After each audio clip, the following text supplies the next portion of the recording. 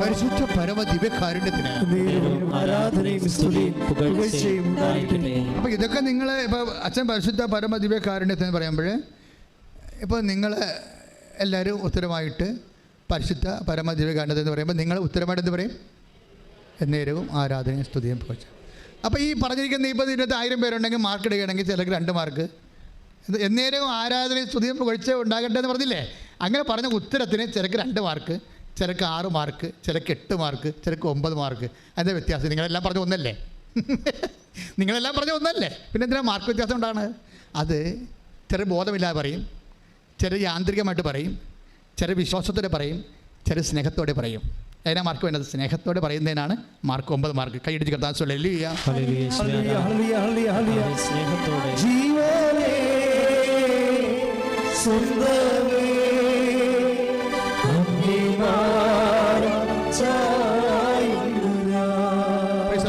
അപ്പോൾ എപ്പോഴും നമ്മൾ ശ്രദ്ധ വേണ്ടത് പ്രാർത്ഥിക്കുമ്പോൾ എപ്പോഴും നിങ്ങൾ ചിന്തിക്കേണ്ടത് അത് സ്നേഹത്തോടെയാണ് പ്രാർത്ഥിച്ചതെന്ന്. എപ്പോഴും നമ്മൾ ഇൻട്രോസ്പെക്റ്റ് ചെയ്യണം. എപ്പോഴും നമ്മൾ ഒരു ആന്തരികമായിട്ടുള്ള ചോദ്യം ഉണ്ടാക്കണം. എന്താണ്? ഞാൻ സ്നേഹത്തോടെയാണ് പ്രാർത്ഥിച്ചത്, സ്നേഹത്തോടെയാണ് ഞാൻ കർത്താവിനെ കൈമാറിയത്, സ്നേഹത്തോടെയാണ് ഞാൻ ഉടമ്പടി വിശ്വാസം പ്രയോഗത്തിലേക്ക് വരുന്നത്. പ്രാർത്ഥിക്കുക. കർത്താവായ ദൈവമേ, ഉടമ്പടിയുടെ ഓരോ പദ്ധതികളും പ്രക്രിയകളും ഞാൻ നിറവേറ്റുമ്പോൾ ദൈവ സ്നേഹത്തോടെ നിറവേറ്റുവാൻ എന്നെ സഹായിക്കണമേ.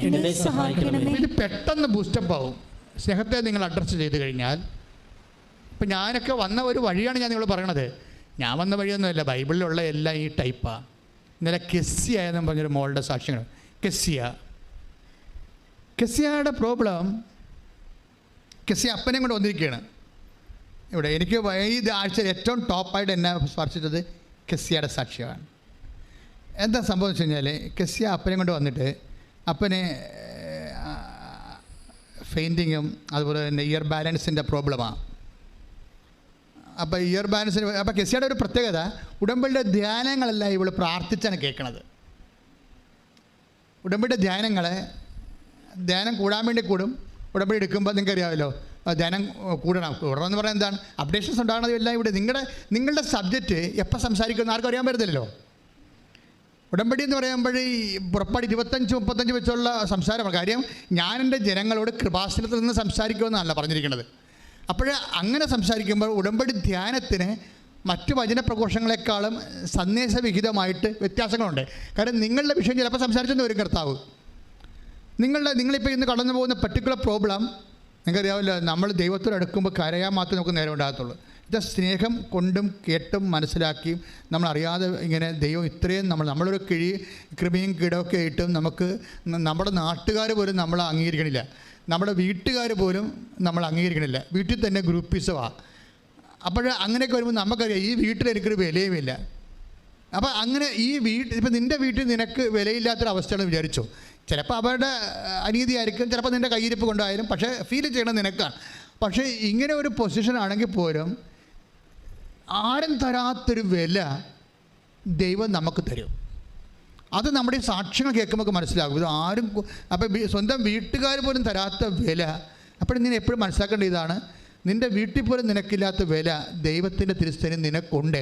പക്ഷെ നീ ഇത് കണ്ടെത്തണം. പ്രാർത്ഥിക്കുക. കർത്താവ് ദൈവമേ, എന്നോട് നീ കൽപ്പിക്കുന്ന വില മനസ്സിലാക്കാനുള്ള കൃപ എനിക്ക് നൽകണമേ. നീ എനിക്ക് കൽപ്പിക്കുന്ന വില മനസ്സിലാക്കാനുള്ള കൃപ എനിക്ക് നൽകണമേ. അപ്പൊ കെസ്സിയ വന്ന് പറഞ്ഞത്, അവളുടെ അപ്പൻ ഇങ്ങനെ ഇയർ ബാലൻസ് ആയിട്ട് ഡോക്ടർ പറഞ്ഞു, ഇനി നിങ്ങളുടെ നിങ്ങളുടെ പഴയ ജോലിയൊന്നും ചെയ്യാൻ പറ്റത്തില്ലെന്ന് പറഞ്ഞു. അപ്പോൾ ഇനി കുടുംബം അരിമുട്ടിയല്ലോ, ഇനി എന്ത് ചെയ്യും എന്നൊക്കെ വിചാരിച്ചുകൊണ്ട് വിഷമിക്കുമ്പോൾ പെട്ടെന്ന് ഉടമ്പടി ധ്യാനത്തിലൂടെ പറയുന്നു, നിങ്ങൾ ഉടമ്പടിയിലാണെങ്കിൽ ഉടമ്പടി ധ്യാനത്തിനെ ശ്രദ്ധിക്കണം. ആ ധ്യാനത്തിലൂടെ കർത്താവ് നിങ്ങളോട് സംസാരിക്കുമെന്ന് പറഞ്ഞു. അപ്പോൾ ഇത് കേട്ട ഉടനെ പിന്നെ എന്താ കെസ്സിയോട് പറഞ്ഞത്, ഉടമ്പടിയിൽ ഇരിക്കുന്ന വ്യക്തികൾ മറ്റു വ്യക്തികളുടെ സ്വരങ്ങൾ ശ്രദ്ധിക്കണം. ഇതൊക്കെ ഞാനിങ്ങനെ ഓർത്ത് പറയണമല്ലേ. ഇവിടെ വരുമ്പോൾ കുറേ കാര്യം കർത്താവ് എനിക്ക് പറഞ്ഞു തരും.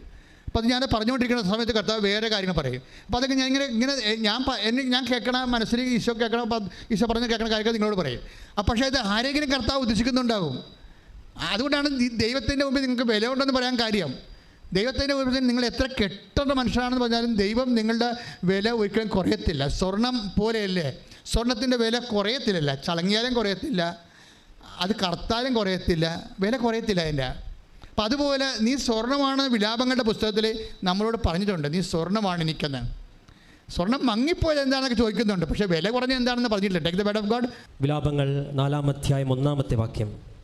സ്വർണം എങ്ങനെ മങ്ങിപ്പോയി, തങ്കത്തിന് എങ്ങനെ മാറ്റം വന്നു, വിശുദ്ധ മന്ദിരത്തിൻ്റെ കല്ലുകൾ വഴിക്കവലയിൽ ചിതറിക്കിടക്കുന്നു.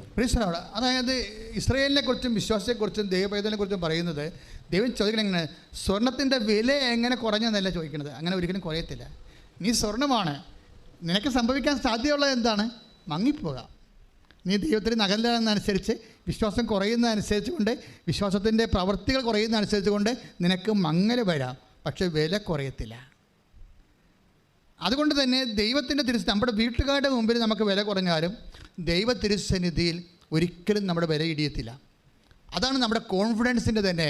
ദൈവ തിരുസന്നിധി വരുമ്പോൾ നമ്മുടെ കോൺഫിഡൻസ് അതായിരിക്കണം. കാര്യം നിങ്ങളുടെ പാപങ്ങൾ കൊണ്ടോ, ഇപ്പോൾ ചില ആൾക്കാർ പറഞ്ഞാൽ എന്താണ്, അയ്യോ ഞാൻ പാപിയാണ്, എനിക്ക് ഉടമ്പടി പൂർത്തിയാക്കാൻ പറ്റുമോ, ഞാൻ പാപാവസ്ഥ ജീവിക്കുന്ന ആളാണ്, എനിക്ക് ഉടമ്പടി പൂർത്തിയാക്കാൻ പറ്റുമോ എന്ന് പറഞ്ഞുകൊണ്ട് നീയാണ് വിഡ്രോ ചെയ്ത് പോണത്. പക്ഷേ കർത്താവ് എന്താ പറയണത്, നീ ഇപ്പോഴും സ്വർണം തന്നെയാണ്, മങ്ങിപ്പോയിട്ടുണ്ടെന്ന കാര്യം സത്യമാണ്, പക്ഷെ നിന്റെ വില കുറഞ്ഞിട്ടില്ല. കൈയടിച്ച് കർത്താവ്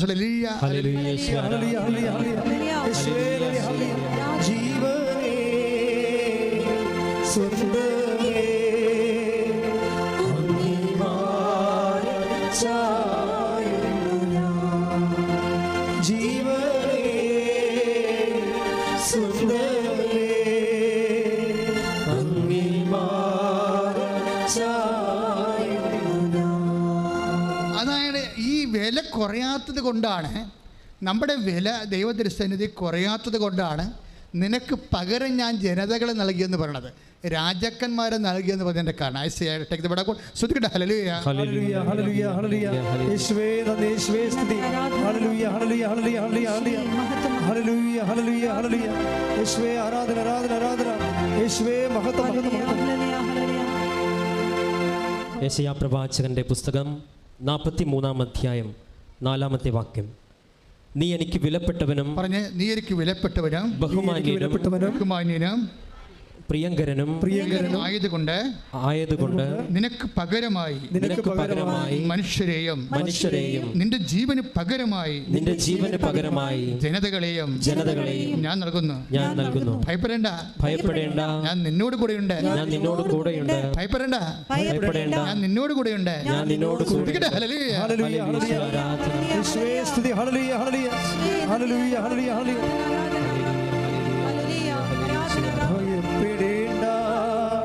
മകനേ, മകനേ, ഞാൻ നിന്റെ ദൈവമല്ലേ, കരയരുതേ ഇനി എൻ കൺമണിയേ, ഞാൻ നിന്റെ കൂടെയില്ലേ. എന്ത് പ്രശ്നം വന്നാലും ഈ വചനങ്ങൾ നിങ്ങൾ മറന്നു പോരുത്. ഇത് നിങ്ങൾക്കറിയാം, ഇത് ഓൺലൈനിൽ ഈശോ ഈ ധ്യാനം നയിച്ചുകൊണ്ടിരിക്കുന്നതുകൊണ്ടാണ് ഇത്തിരി കൺഫ്യൂഷൻ ഞങ്ങൾ തമ്മിലുള്ളത്.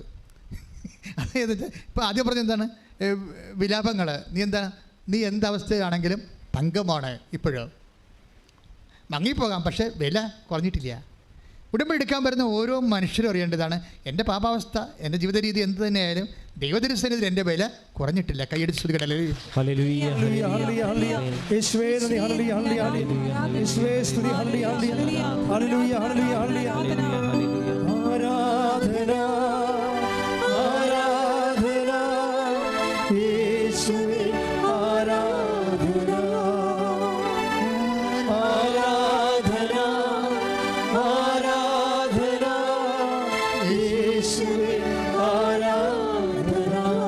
പരിശുദ്ധ പരമദിവ്യകാരുണ്യത്തിന്.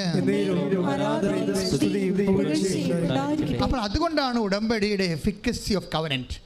അതായത് നമ്മളെ തന്നെ വിലയിടിച്ചാലും അങ്ങനെ നമ്മൾ ചിന്തിച്ചാലും ദൈവം അങ്ങനെ ചിന്തിക്കുന്നില്ല. അതുകൊണ്ട് തന്നെ നീ ഫ്രഷായിട്ടാണ് നീ ദൈവസന്നിധിയിൽ ഉടമ്പടി എടുക്കുന്നത്.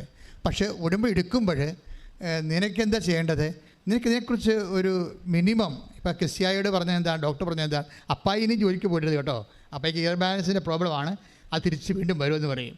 അപ്പോൾ അരിമുട്ടിപ്പോയില്ലേ, അരിമുട്ടിക്കഴിഞ്ഞപ്പോൾ അവൾ ഉടമ്പടി എടുത്ത് പറഞ്ഞ അരിമുട്ടിയല്ല ഈശോ എന്ന് പറഞ്ഞു.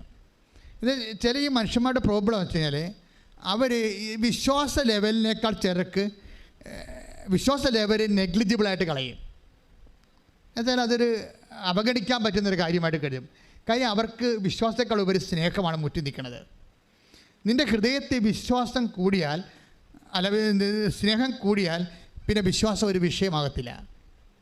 ചില ആൾക്കാർ വന്ന് ചോദിക്കുമല്ലോ, വന്ന് അവിടെ വന്ന് ഉടമ്പടി എടുക്കണം, പോയി നോക്കാം, മറ്റുള്ളവരുടെ സാക്ഷിയൊക്കെ കേൾക്കാം, അല്ലെങ്കിൽ അമ്മയെ കൊണ്ട് ഉടമ്പടി എടുപ്പിച്ചിട്ട് നോക്കാം, അമ്മയ്ക്ക് എന്ത് കിട്ടിയെന്ന് അറിയാം. ഇങ്ങനെയൊക്കെ ടെസ്റ്റ് അടിക്കാൻ വേണ്ടി ചില ആൾക്കാർ വരുന്നില്ലേ, അവൻ്റെ കാര്യം പോക്കായിരിക്കും. എന്താ കാര്യം, അവൻ ടെസ്റ്റ് ചെയ്യണത് ആരെയാ? കർത്താവിനെയല്ല ടെസ്റ്റ് ചെയ്യണത്. അവൻ ടെസ്റ്റ് ചെയ്യണത് ആരെയാണ് ശരിക്കും?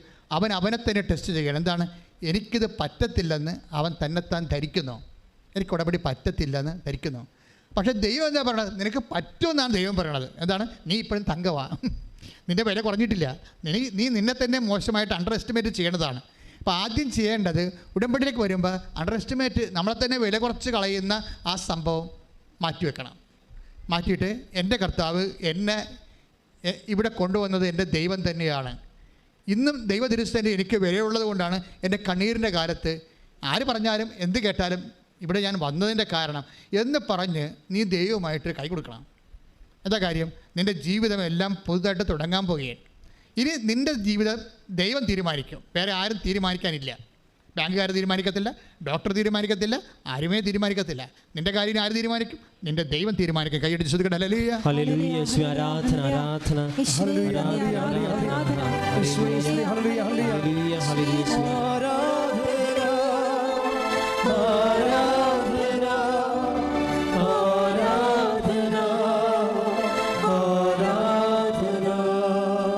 പരിശുദ്ധ പരമദിവ്യകാരുണ്യത്തിന് ഇതാണ് ഒരു കോൺഫിഡൻസ് എന്ന് പറയുന്നത്. കാരണം ദൈവദിവസം നമ്മുടെ സ്റ്റാറ്റസിന് മങ്ങലേറ്റതേ ഉള്ളൂ, പക്ഷേ ഡാമേജ് ആയിട്ടില്ല. ഇത് ബൈബിൾ നിനക്ക് തരുന്ന ഏറ്റവും വലിയ അഷ്വറൻസാണ്. എന്താണ്? മേ ബി നമ്മുടെ ജീവിതത്തിൻ്റെ പ്രത്യേകത കൊണ്ട് ദൈവദിവസത്തിൽ നിൻ്റെ സ്റ്റാറ്റസ് അല്പം മങ്ങിപ്പോയി കാണും, പക്ഷേ ഡാമേജ് ആയിട്ടില്ല. അത് കർത്താവ് നിങ്ങൾക്ക് തരുന്ന വെളിപാടാണ്. കൈയടിച്ച് ശ്രദ്ധിക്കട്ടെ. ഹല്ലേലൂയ, ഹല്ലേലൂയ, യേശുവേ ആരാധന, ആരാധന, യേശുവേ ആരാധന,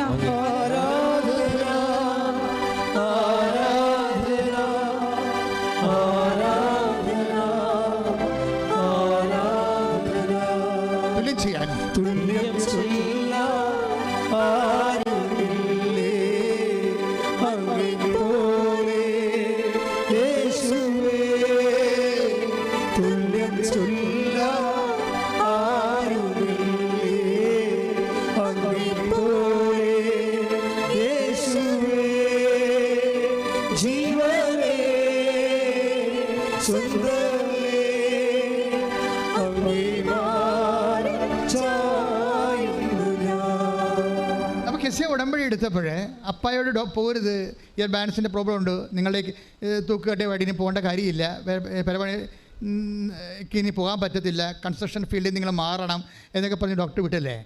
പക്ഷേ എന്താ പ്രശ്നം? ഉടമ്പടി എടുത്തു കഴിഞ്ഞപ്പോൾ ഒരു പ്രസംഗം കേട്ട്. പ്രസംഗം എന്താ പറയണത്?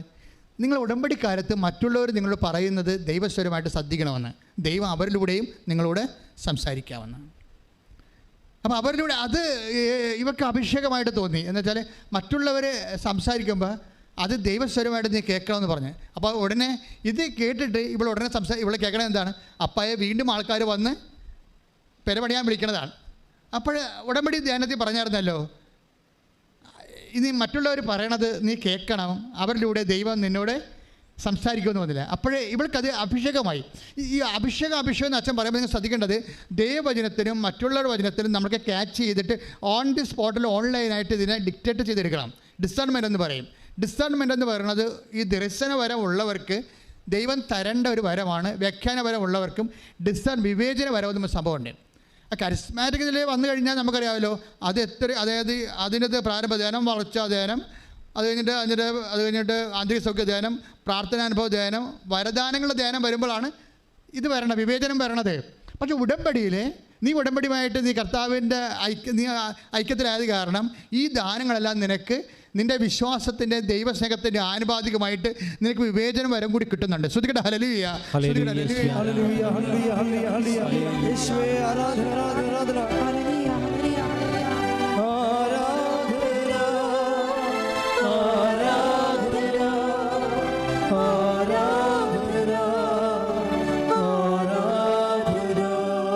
പരിശുദ്ധ പരമദിവ്യകാരുണ്യത്തിന്.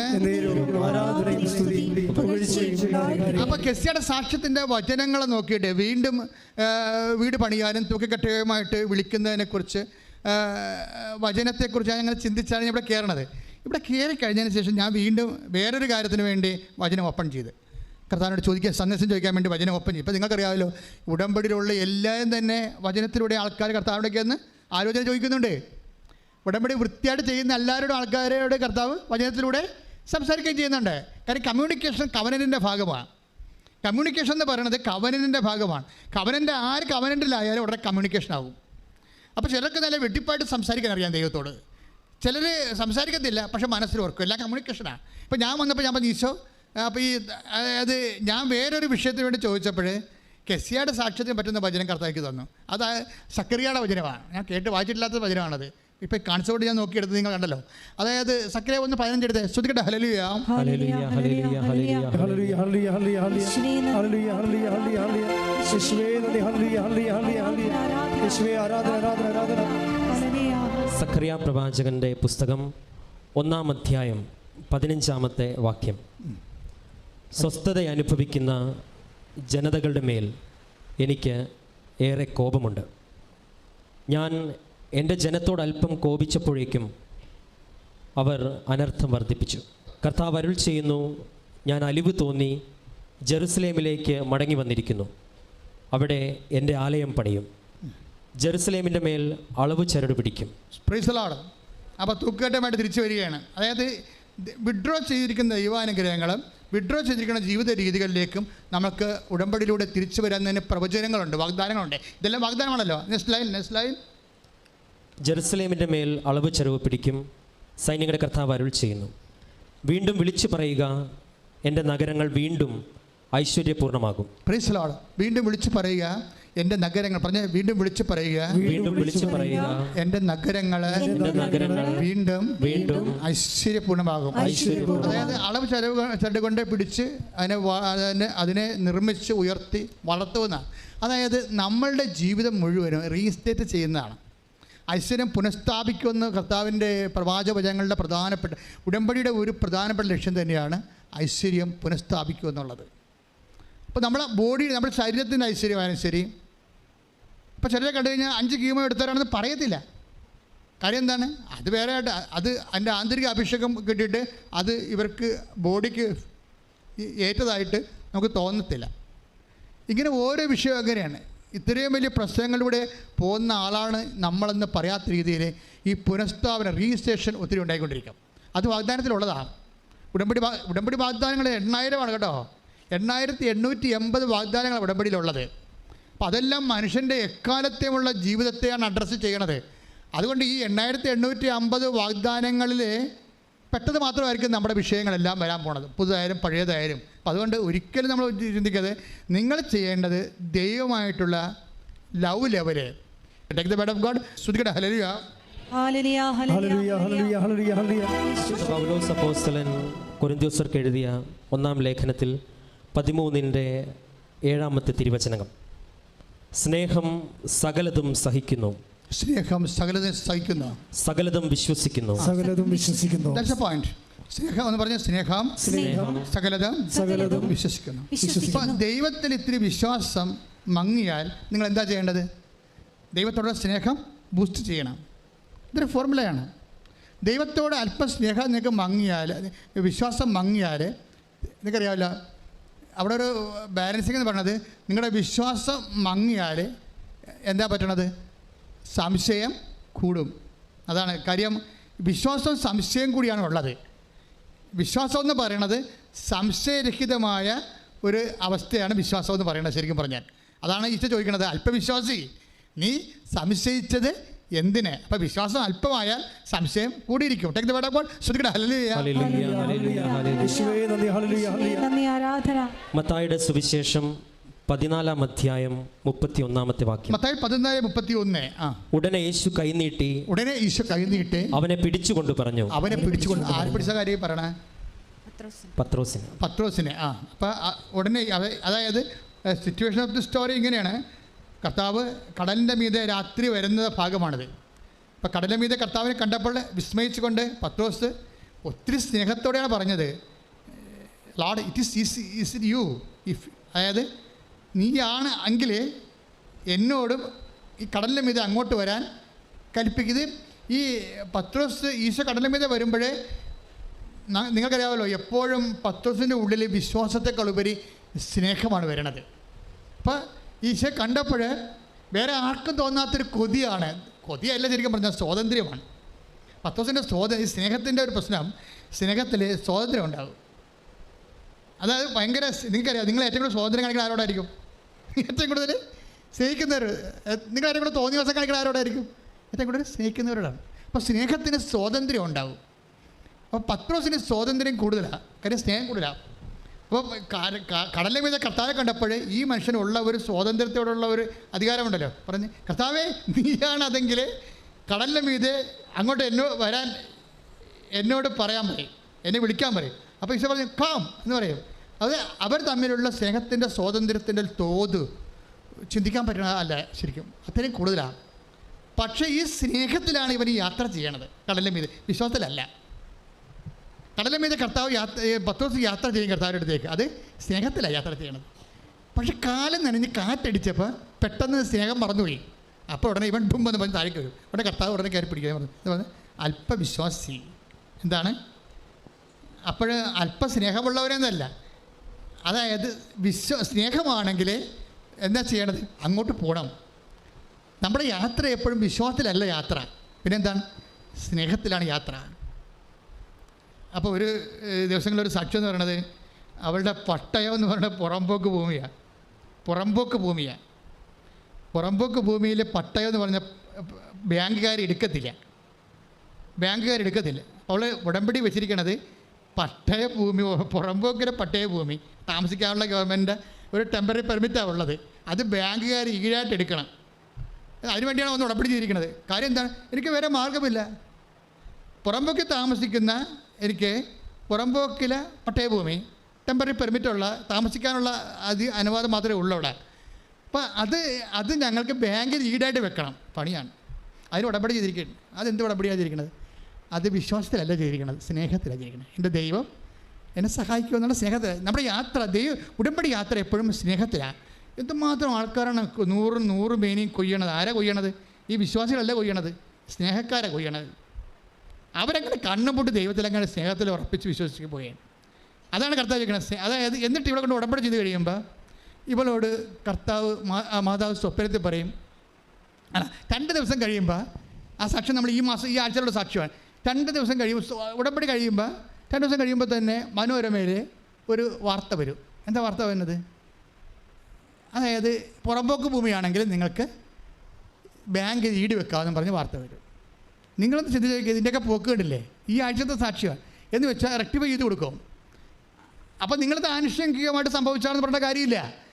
നിനക്ക് പകരം ഞാൻ ജനതകളെ കൊടുക്കുന്ന സംഭവം. സാക്ഷ്യം എന്താ പറഞ്ഞിരിക്കണത്? വചനത്തിൻ്റെ വാഗ്ദാനം എന്താണ്? നീ ഈ രാജ്യത്തിൻ്റെ നിയമം വേണമെങ്കിലും നിനക്ക് വേണ്ടി ഞാൻ മാറ്റുമെന്നാണ്.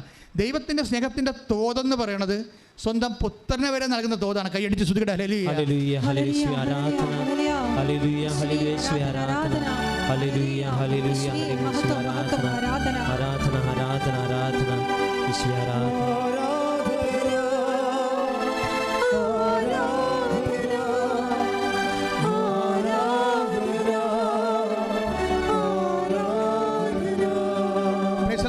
ഇതെന്ത് സംഭവിച്ചാലേ അതിനുശേഷം പെട്ടെന്ന് ഇവിടെ കൊണ്ടുപോയി കൊടുത്ത് ലോണാക്കും, അത് കിട്ടുകയും ചെയ്യും. പക്ഷേ ആ സ്റ്റോറി പോണ പോക്ക് കണ്ടില്ലേ? സ്റ്റോറി തുടങ്ങണത് എങ്ങനെയാണ്? ഇതിങ്ങനെ സ്റ്റോറി പുരോഗമിക്കണത് എങ്ങനെയാണ്? ഇതെല്ലാം 10 ദിവസം കടലിൻ്റെ മീതെ സ്നേഹത്തോടെ യാത്ര ചെയ്ത പോലുള്ള ഉടമ്പടി യാത്രയാണ് ഈ സംഭവം. ഇങ്ങനെ യാത്ര ചെയ്ത് കഴിഞ്ഞിട്ട് ഒരു സമയത്ത് മാതാവ് ഇവരോട് പറയും, കമ്മ്യൂണിക്കേഷൻ മാതാവ് പറയും, നീ ചെന്ന് ആ കൊടുത്ത പട്ടയം തിരിച്ച് വാങ്ങിക്കാൻ പറയും. കൊടുത്ത പട്ടയം തിരിച്ച് വാങ്ങിക്കാൻ. എന്നിട്ട് ഇവിടെ മാതാവ് പറഞ്ഞതല്ലേ എന്നും പറഞ്ഞ് ബാങ്കിൻ്റെ അടുത്ത് ചെല്ലും. അപ്പോൾ 15,000 രൂപയെ അടച്ചിട്ടുള്ളൂ. ബാക്കിയെല്ലാം കടമായിട്ട് കിടക്കുകയാണ്. അപ്പോൾ ഇവിടെ വന്നപ്പോൾ ഡോക്ടർ എന്താ മാനേജർ ചോദിക്കും, എന്തിനാ വന്നത്? അതാ പട്ടയം തിരിച്ചു തരാം. തരാവേ, മൊത്തം കാശ് അടച്ചേക്കാൻ പറഞ്ഞു. അപ്പോൾ ഇവിടെ ചമ്മി പോകും.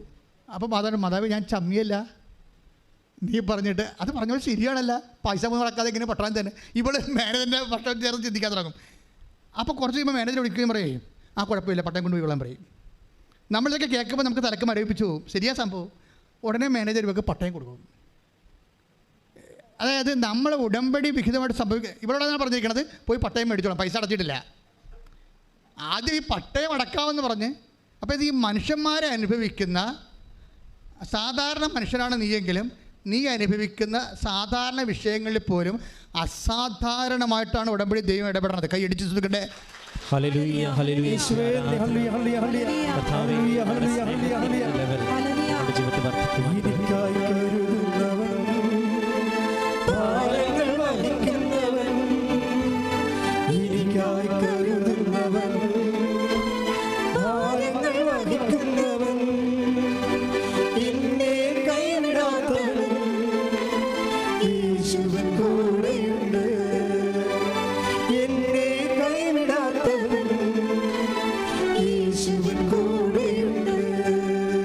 പരിശുദ്ധ പരമദിവ്യകാരണത്തിന്. അപ്പോൾ ഇതിൻ്റെ വിഷയം വരുന്നത് നമ്മൾ കറക്റ്റായിട്ട് മനസ്സിലാക്കേണ്ടത്. Take the word of God again. അല്പവിശ്വാസി നീ സംശയിച്ച് എന്തിനാ? ശ്രദ്ധിക്കട്ടെ. മത്തായിയുടെ സുവിശേഷം 14-ാം അധ്യായം 31-ാമത്തെ വാക്യം. മത്തായി 14:31. ഉടനെ യേശു കൈനീട്ടി, ഉടനെ യേശു കൈനീട്ടി അവനെ പിടിച്ചുകൊണ്ട് പറഞ്ഞു, അല്പവിശ്വാസി, നീ സംശയിച്ചതെന്ത്? അപ്പോൾ ഇവിടുത്തെ പ്രോബ്ലം വന്നിരിക്കുന്നത് വിശ്വാസവും സംശയവും ഒരുമിച്ച് വസിക്കുന്ന ഒരു വിഷയമാണ്. അപ്പോൾ നമ്മളെപ്പോഴും ടാർഗറ്റ് ചെയ്യേണ്ടത് എന്തിനാണ്? വിശ്വാസം കുറഞ്ഞാൽ സംശയം കൂടിക്കൊണ്ടിരിക്കും. അപ്പോൾ ഈ സംശയത്തെ നമ്മൾ ടാർഗറ്റ് ചെയ്യണോ വിശ്വാസത്തെ ടാർഗറ്റ് ചെയ്യണോ എന്ന് ചോദിച്ചു കഴിഞ്ഞാൽ ഞാൻ പറയും സ്നേഹത്തെ ടാർഗറ്റ് ചെയ്യാൻ പറയും. എന്താ കാര്യം? ഈ പത്രോസ് ആദ്യം ഈ ആക്ഷൻ കാണിക്കുന്നത് ഒരു സ്വാതന്ത്ര്യത്തിൻ്റെ ഭാഗമായിട്ടാണ്. ആരിലുള്ള? യേശുവിലുള്ള സ്നേഹത്തിലുള്ള സ്വാതന്ത്ര്യമാണ്. ഇവിടെ എല്ലാം നടക്കണം ഇതാണ്. ഈ ഉടമ്പടിയിൽ ആൾക്കാർ ഹാർവസ്റ്റ് ചെയ്യുന്ന എല്ലാം വലിയ സ്നേഹിതന്മാരുമാണ് ദൈവത്തിൻ്റെ ഹാർവസ്റ്റ് ചെയ്യണത്. അത് കെസിയുടെ സാക്ഷ്യം എന്ന് വെച്ച് കഴിഞ്ഞാൽ കെസിയുടെ അപ്പൻ ജോലിക്ക് പോകും, പഴയതുപോലെ ആവും. പഴയതുപോലെ ആയി കുറച്ച് കാലം കഴിയുമ്പോൾ കെസിയുടെ മകനെ കുഞ്ഞിനെ അതിനെ ഉടമ്പടിയിലുള്ളതാണത്. ആ വിഷയം അതാണ് ഉടമ്പടി എടുക്കാൻ പ്രധാനപ്പെട്ട കാരണം. ആ കൊച്ചു നിരങ്ങണില്ല, നിൽക്കണില്ല, നടക്കണില്ല. അപ്പോൾ നിരങ്ങത്തുമില്ല, നിൽക്കത്തുമില്ല, നടക്കത്തുമില്ല. ഇപ്പോൾ എല്ലാവരും പറഞ്ഞ് ഈ കൊച്ച് എപ്പോഴും ഇങ്ങനെ തന്നെ ആയിരിക്കും എന്ന് പറഞ്ഞു. പക്ഷെ അത് ഉടമ്പടി വെച്ചിട്ടുണ്ട്. എൻ്റെ കുഞ്ഞ് നടക്കണമെന്ന് ഈശോയോട് പറഞ്ഞിട്ടുണ്ട്. പക്ഷേ എന്താ പ്രോബ്ലം എന്ന് വെച്ച് കഴിഞ്ഞാൽ ഉടമ്പടിയിലൊക്കെ ഈ പ്രവർത്തനങ്ങളൊക്കെ നടക്കുന്നുണ്ടെങ്കിലും കൊച്ചിനൊരു മാറ്റമില്ല. പക്ഷേ കൊച്ചിന് മാറ്റമില്ലെന്ന് പറഞ്ഞുകൊണ്ട് ഉടമ്പടി ഉഴപ്പണില്ല. പല ആൾക്കാർക്കുള്ളൊരു കുഴപ്പം അതാണ്. അവർ ഉടമ്പടി വെച്ച കാര്യത്തിന് നീക്കുപോക്കില്ലെങ്കിൽ ദൈവം പോലും അറിയാത്ത രീതിയിൽ ഇവർ ന്യൂട്രലായിട്ട് ഉടമ്പടി ചവിട്ടി പിടിക്കും. ഒന്നെങ്കിൽ രാവിലെ കൊടുക്കേണ്ട ഉടമ്പടി വെയിൽ താറട്ടെന്ന് വിചാരിച്ചുകൊണ്ടിരിക്കും. നിങ്ങൾ ഇപ്പോൾ പത്രം കൊടുക്കേണ്ടതാണ്. ചില ആൾക്കാർ വെയിലത്താണെങ്കിലും പത്രം കൊടുക്കും. ചില ആൾക്കാർ പറയും വെയിൽ താറട്ടെന്ന് പറയും. വെയിലും താറട്ടുമ്പോൾ ഞങ്ങളുടെ പത്രം ആറ്റിക്കൊണ്ടങ്ങനെ ഇരുന്നപ്പോൾ പറയുമ്പോൾ അപ്പോൾ വെയിൽ താറും. അപ്പോൾ ആരെങ്കിലും കൂടെ കൂട്ട് വരട്ടെന്ന് പറയും. ഇങ്ങനെ വാദപ്പനിക്കാർ ഒത്തിരി പേർ ഉടമ്പടി എടുത്തിട്ടുണ്ട്. അപ്പോൾ ദൈവത്തെ അറിയാമല്ലോ ഇതിൻ്റെ അകത്തെല്ലാം സ്നേഹം അളക്കപ്പെടും. ചില ആൾക്കാർ വെയിലെങ്കിൽ വെയിൽ കർത്താവിൻ്റെ ജോലിയല്ലെന്ന് വിചാരിച്ചുകൊണ്ട് ചാടിക്കയറി കൊടുക്കും. ഇവരാണ് ഹാർവസ്റ്റ് ചെയ്യണത് ഇതിൻ്റെ അകത്ത്. കാര്യം നമ്മളുടെ സൗകര്യവും തഞ്ചവും താളവും ഒക്കെ വെച്ചുകൊണ്ട് ഉടമ്പടി ചെയ്യുമ്പോൾ സ്വാഭാവികമായിട്ട് നമ്മൾ തന്നെ ഉടമ്പടിനെ ചവിട്ടി പിടിക്കും, താത്തി കൊണ്ടുവരും, വർക്കൗട്ട് ചെയ്യത്തില്ല. കാര്യം നിങ്ങളുടെ സ്നേഹത്തിൻ്റെ ചൂട്, ദൈവത്തോടുള്ള വിഷയം, അത് ചെയ്താൽ മതിയല്ല, എപ്പോഴാലും ചെയ്താൽ മതിയല്ല എന്നാണ് നിങ്ങൾ വിചാരിക്കണത്. പക്ഷേ അതിൻ്റെ അർത്ഥം ഒക്കുമ്പോൾ ഒക്കട്ടെ എന്നാണ് വിചാരിക്കുന്നത്. അതിനർത്ഥം നിങ്ങൾക്ക് ദൈവത്തോടുള്ള സ്നേഹം തണുത്തു പോയെന്നാണ് എൻ്റെ അർത്ഥം. മറിച്ച് ദൈവത്തോട് സ്നേഹം തീഷ്ണമായിട്ട് നിൽക്കുന്ന ആൾക്കാരാണെങ്കിൽ ചൂടും മഴയും വെയിലും ഒന്നും നോക്കാതെ. ഇപ്പം ചിലരില്ല ഞായറാഴ്ച കുർബാനക്കില്ലേ, ഞായറാഴ്ച കുർബാനയ്ക്ക് വേണ്ടി എലി മാളത്തിൽ നിന്ന് പുറത്ത് പറഞ്ഞ് മേഘത്തേട് നോക്കണ പോലെ നോക്കും, പുറത്തേക്ക് പിന്നെയും കുടയും പിടിച്ച് വരും, പുറത്തോട്ട് നോക്കും, പിന്നെ പോകാമെന്ന് നിൽക്കും, മഴ തോരട്ടെ എന്ന് പറയും. ഇങ്ങനെ തോർന്ന് അവരുടെ ഉദ്ദേശം എന്താ? മഴ തോർന്ന അനുസരിച്ചുകൊണ്ട് അവിടെ പ്രസംഗം തീരും, അപ്പോൾ എത്താം. അതാണ് ഉദ്ദേശിക്കണത്. മഴയാണെന്ന് നമ്മൾ പറയാനുണ്ടെങ്കിലും നമ്മുടെ ഉള്ളിലിരിപ്പ് എന്താണ്? നമുക്ക് നോക്കുമ്പോൾ ദൈവത്തിന് കുഴപ്പമില്ല, എന്താണ് മഴയത് കൊണ്ടല്ലേ പോണത്, കുടയില്ലല്ല. അപ്പോൾ അതുകൊണ്ട് പക്ഷേ നമ്മുടെ ഉദ്ദേശം എന്താ? നമ്മുടെ ഉദ്ദേശം മഴ പമ്മുന്നനുസരിച്ചിടെ അവിടെ പ്രസംഗം കുർബാനയ്ക്ക് പോയെന്നുമായി മൊത്തം അവിടെ ഇരിക്കുകയും ചെയ്യേണ്ട. ഈ കള്ളക്കളികളെല്ലാം അപ്പം തന്നെ സ്കാൻ ചെയ്ത് പുറത്തു വരും. നിങ്ങൾ പണി മേടിക്കണം നിങ്ങൾ തന്നെ കാരണക്കാരാണേ. നിങ്ങളുടെ തന്നെ കള്ളത്തരങ്ങൾ കാരണമാണ് ഉടമ്പടിയിൽ ലാഗ് ചെയ്ത് പോണത്. എനിക്ക് കാലെ പിടിച്ച് പറയാനുള്ള കാര്യം, ഉടമ്പടി എടുക്കുന്നുണ്ടെങ്കിൽ ഇത് സത്യസന്ധമായിട്ട് പിന്നെ ദൈവത്തിൻ്റെ തിരുസന്നിധിയിൽ തോക്കാതെ ആളെ നിൽക്കണം, എന്ന് വെച്ചാൽ നമ്മളായിട്ട് നമുക്കൊരു നെഗറ്റീവ് മാർക്ക് വീഴാത്ത രീതിയിൽ തീഷ്ണമായിട്ട് നിൽക്കുക. പ്രാർത്ഥിക്കാത്ത ദൈവമേ, ഏത് സാഹചര്യത്തിലും ദൈവസ്നേഹത്തോടെ ശുശ്രൂഷ ചെയ്യാൻ എന്നെ സഹായിക്കണമേ, എന്നെ അഭിഷേകം ചെയ്യണമേ.